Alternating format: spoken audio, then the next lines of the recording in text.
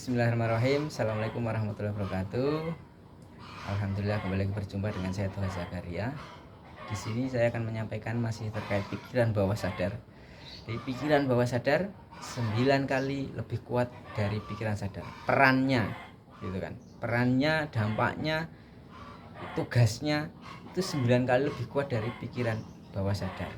Dan salah satu gerbang masuk ke pikiran bawah sadar, waktu alami pikiran bawah sadar terbuka, maksudnya waktu alami pikiran bawah sadar terbuka adalah sebelum tidur dan ketika bangun tidur.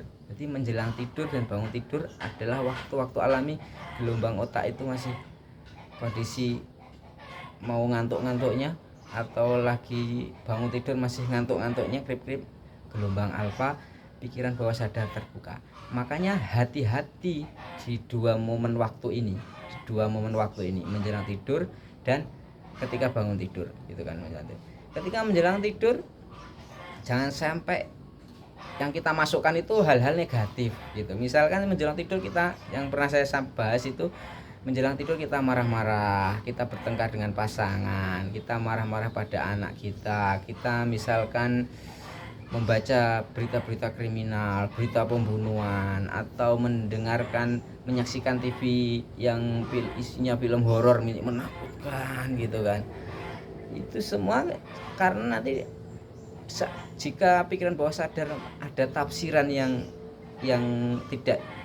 negatif tidak diharapkan, itu bisa masuk ke bawah sadar menjadi sebuah program, gitu loh. Contoh kasusnya yang pernah saya sampaikan beberapa waktu lalu itu tentang buku bercerita dari bukunya Pak Di Gunawan yang namanya Pak Bambang lumpuh tiba-tiba tanpa sebab. Jadi tiba-tiba lumpuh tanpa sebab, ternyata penyebabnya, akar masalahnya kok bisa lumpuh tanpa sebab, padahal secara medis setelah diperiksa dokter, di CT scan, dicek darah dan sebagainya nggak ada masalah. Tapi ternyata kenapa Pak Bambang itu dalam kasus itu lumpuh tanpa sebab? Ternyata akar masalahnya itu ketika menjelang tidur. Jadi yang dilakukan Pak Bambang menjelang tidur membaca sebuah buku di situ ada membaca sebuah kisah cerita di dalam buku. Di dalam buku tersebut ada sosok yang profil hidupnya itu mirip dengan Pak Bambang. Dan dalam cerita di buku tersebut, sosok tadi itu mengalami kecelakaan dan patah tulang. Nah, kan pikiran sadar merasa ya itu hal biasa membaca sesuatu di film, tapi ternyata akhirnya pikiran bawah sadarnya Pak Bambang itu menafsirkan sampai menyamakan, oh itu saya, berarti saya itu sosok yang mirip dengan itu, berarti wah ya, akhirnya terjadilah ketika bangun tidur masih biasa saja, siang tiba-tiba oh begini, akhirnya lumpuh, gitu loh. Menjelang tidur, jadi menjelang tidur sebaiknya ya membaca hal-hal yang baik. Kalau misal bersama keluarga baca doa bersama, terus membaca kalimat-kalimat yang baik.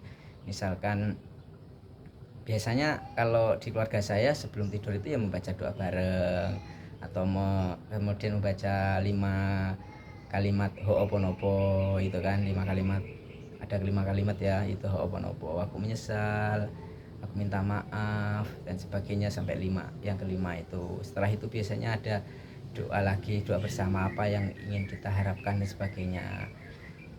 Dan satu lagi tadi, ketika bangun tidur ketika masih ngantuk-ngantuknya, grip-gripnya, itu adalah waktu-waktu pikiran bawah sadar masih terbuka hingga mungkin sekitar 30 menit sampai 1 jam setengah depan itu pikiran bawah sadar masih terbuka.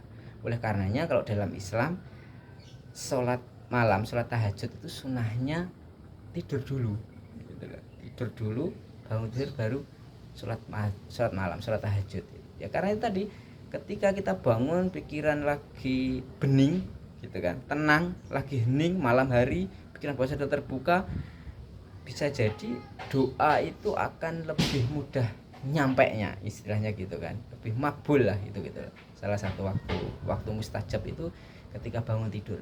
Makanya jangan sampai mengawali hari dengan bangun tidur itu dengan kemarahan, dengan gregetan, atau dengan kesedihan, karena itu nanti akan berdampak masuk ke dalam pikiran bawah sadar dan akan berpengaruh dalam jangka pendek, akan mempengaruhi mood dalam menjalani satu hari sampai menjelang tidur juga, gitu. Seakan-akan nanti wah banyak yang enggak jalan, banyak kekacauan, waktu terasa kurang dan sebagainya gitu loh. Jadi setelah bangun tidur adalah salah satu waktu-waktu emas, manfaatkanlah dengan sebaik-baiknya gitu kan, manfaatkan sebaik-baiknya. Kalau mau menulis, misalkan menulis sesuatu, tulis terapi, karena menulis itu juga salah satu terapi. Misalnya menulis, ya bangun tidur itu juga salah satu waktu yang efektif gitu loh, salah satu waktu yang baik. Jadi pikiran bawah sadar secara alami terbuka saat menjelang tidur dan bangun tidur. Demikian untuk pertemuan kali ini, semoga bermanfaat. Assalamualaikum warahmatullahi wabarakatuh.